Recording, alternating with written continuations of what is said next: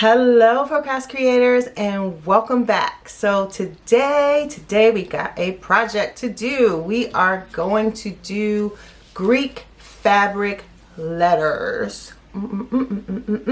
So with this, you're going to need your fabric grip mat. You're going to need fabric, of course. I would suggest 2 different kinds, maybe a plain one for the background and some type of print for the front. I purchased from Etsy the actual Greek letter design. I've purchased a few different kinds, but there is one, and I'll put her name below, of the person that I get the back and front images from. So I'll put that below. And so I think that's pretty good. You're gonna need an iron. You're gonna need this HeatBond stuff. They sell it in rolls. Walmart, any of your craft stores. I get the HeatBond Ultra here. So and it, like I said, it comes in a roll. So other than that, I think that is all of the things you need. I'm looking around just to make sure. Of course, you need scissors and things like that to cut your fabric. So now that we've said all of that, please like, subscribe, hit that bell, and then we're going to go ahead and get started with the process. Okay, for the actual fabric and the HeatBond, what I like to do is just cut out what I need. So normally in Design Space, I'll go ahead and set that up so I can see what it looks like on the mat on the screen, so I'll know how much fabric I need.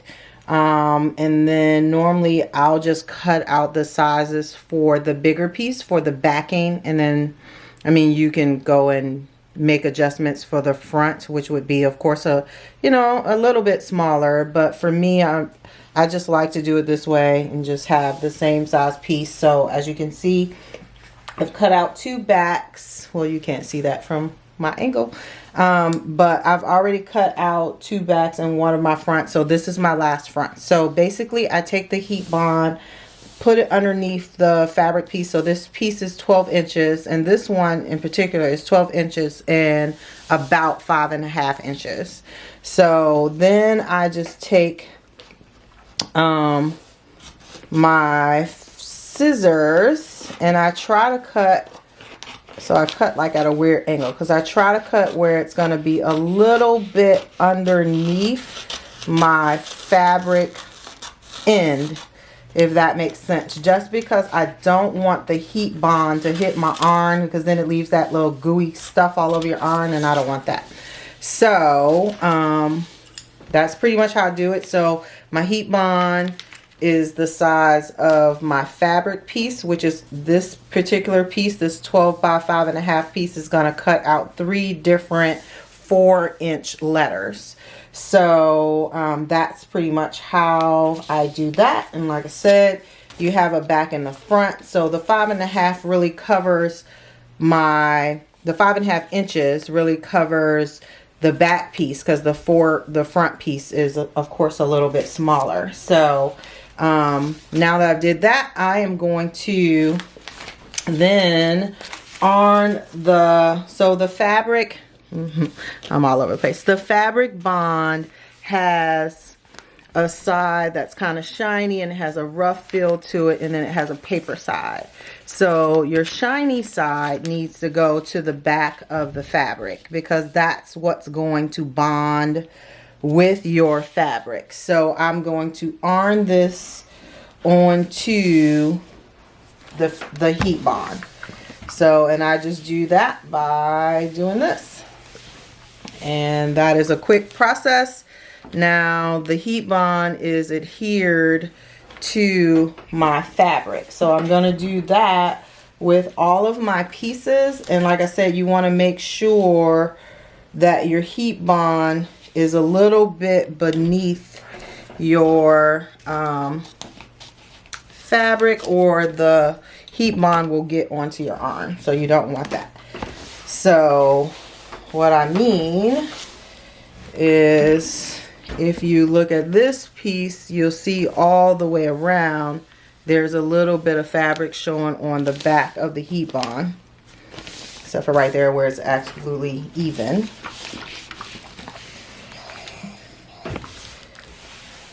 So, and you want to just make sure it's bonded because you don't want your letters to be coming off your stuff. So I'm going to do that to my other two pieces, and then I'm going to come back and we're going to cut it on a Cricut. Okay, so once you have your fabric with the HeatBond on it, then you're going to go ahead and cut out your letters. And that's just a matter of you putting your fabric down onto your fabric mat. You will also be using your rotary blade. So that is this blade right here. It doesn't have a number on it, so it just looks like that. So that blade right there, you're gonna use that. And then, like I said, you're just gonna load it down. Sometimes in my effort to make sure stuff is long enough, I'll have a little overhang, so I'll just trim that off so that it doesn't get in the way and jam anything up. So once I have that, I'm then just going to load that into my machine and let it cut out the pieces. So I'll let you see just a minute of that. Y'all know I don't like to show y'all it cutting, so it's checking for the correct blade right now, and then it's just going to start cutting out the pieces.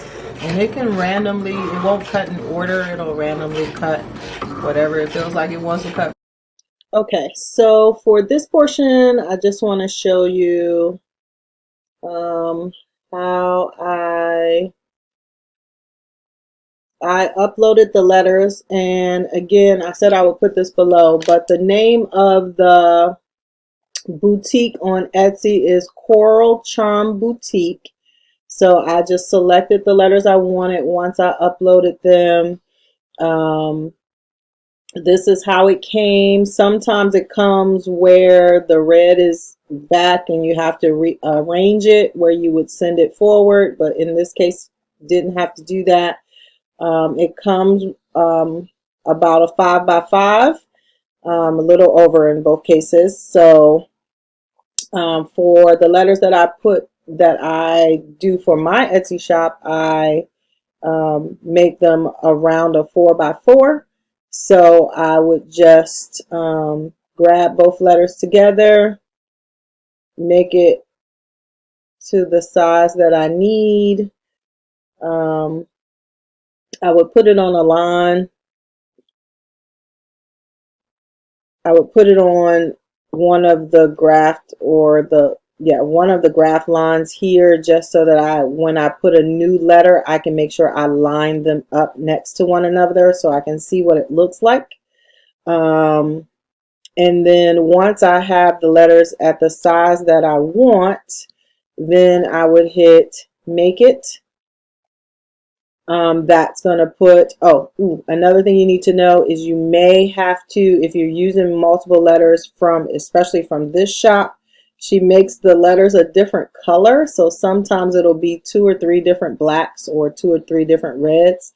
So I like to make them all the same color. And let's see, to do that, you would just click on that portion, and then you would click up here to where the color block is, and then you would just make sure all of them fall within your material colors right here.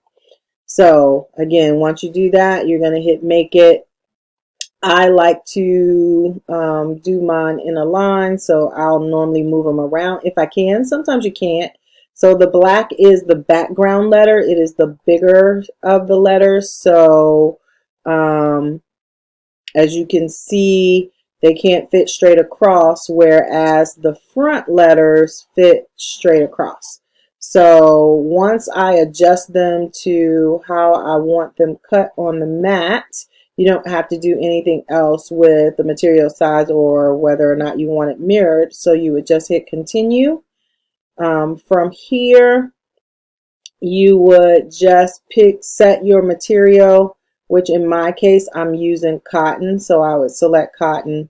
I always select more on these. You will need a rotary blade, which I show you in the video.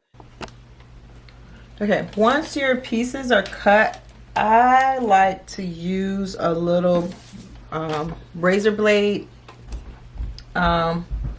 just so that I can pull up the backing and the fabric at the same time and it not separate on me. Like, see here, the backing is moving away from the fabric where it'll be ready to iron on. And that's okay for the front pieces because you're going to iron the front onto the back. But it's more important when it's the back pieces and you don't plan on ironing it on right away. So you want to kind of keep that paper on there if you can, especially on your back pieces. But since this is my printed front piece, it really doesn't matter as much because this piece is going to go onto the back piece, if that makes sense. Hopefully that does make sense.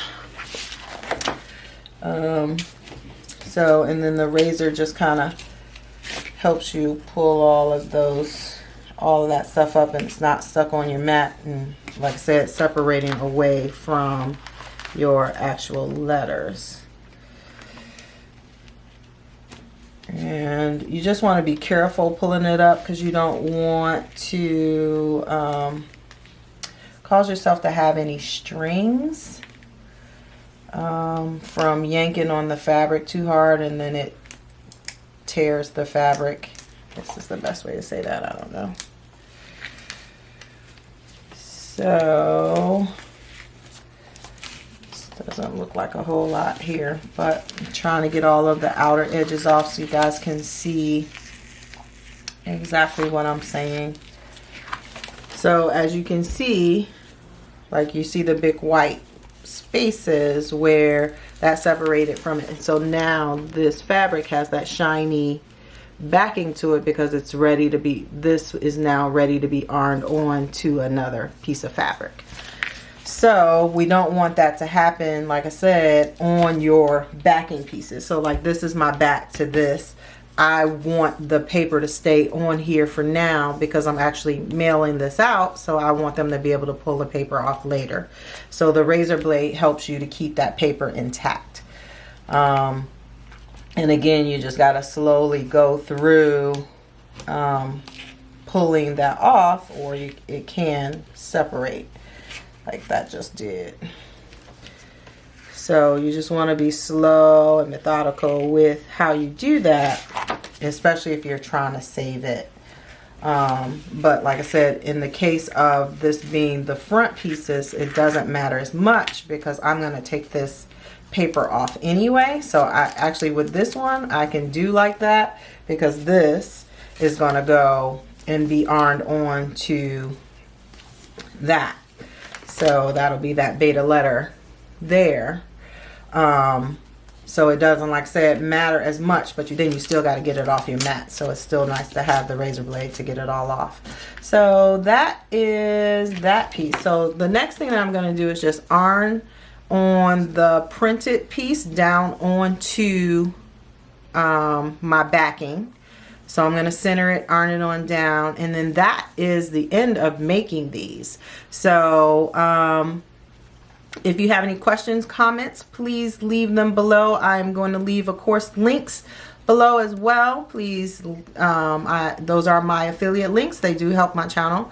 So click on them, buy something, you know, buy some material, buy some HeatBond, whatever. And as always, thank you for watching. I appreciate you. And I'll see you all the next time.